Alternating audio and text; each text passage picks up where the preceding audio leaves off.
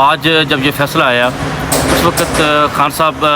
جب ان کو یہ سزا سنائی گئی تو خان صاحب کے چہرے پر مسکراہٹ تھی اور اطمینان تھا اور انہیں کسی قسم کی بھی کوئی پریشانی نہیں تھی، کیونکہ انہیں پتہ تھا کہ یہ میچ فکسڈ ہے، یہ فکس میچ کھیل رہے ہیں۔ تو میں آپ کو بتاتا چلوں کہ آج سے تقریباً 1 ماہ قبل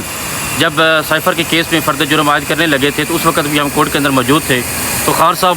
ایسے ہاتھ میں تسبیح پکڑ کے تسبیح بھی کر رہے تھے اور جج صاحب کے ریمارکس سن کر مسکرا رہے تھے۔ تو انہیں اس بات کی کوئی فکر نہیں ہے کہ یہ 10 سال یا 100 سال قید کر دیں گے، وہ ان چیزوں سے بالا تر ہو چکے ہیں۔ انہیں صرف اور صرف ایک چیز کی جو فکر تھی کہ یہ میری قوم کو مایوس نہ کر دیں۔ انہوں نے تمام وکلاء کے ذمہ بھی یہ ڈیوٹی لگائی اور میڈیا کے ذریعے بھی یہ ڈیوٹی لگائی کہ آپ نے پورے پاکستانی قوم کو یہ میسج دینا ہے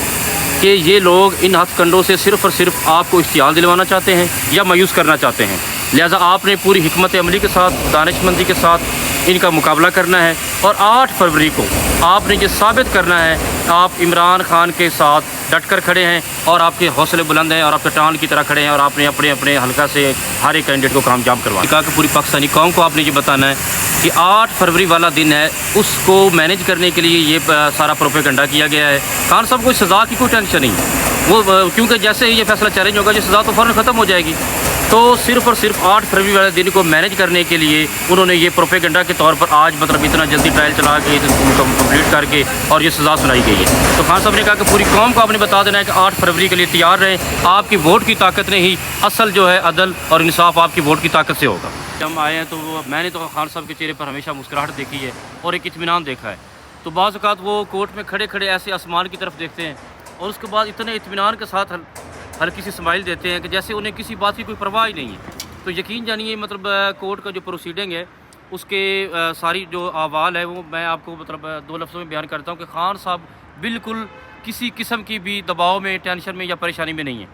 بلکہ میں یہ سمجھتا ہوں کہ وہ بالکل مطمئن ہے۔ انہیں پتہ ہے کہ اللہ کی ذات سب سے بڑی عادل ذات ہے، سب سے بڑی انصاف کرنے والی رب کی ذات ہے اور انہوں نے سارے معاملات اللہ کی ذات کے بعد پاکستانی قوم کے سپرد کر دیے ہیں۔ تو یہی میسج ہے کہ 8 فروری کو آپ کے پاس یہ موقع ہے،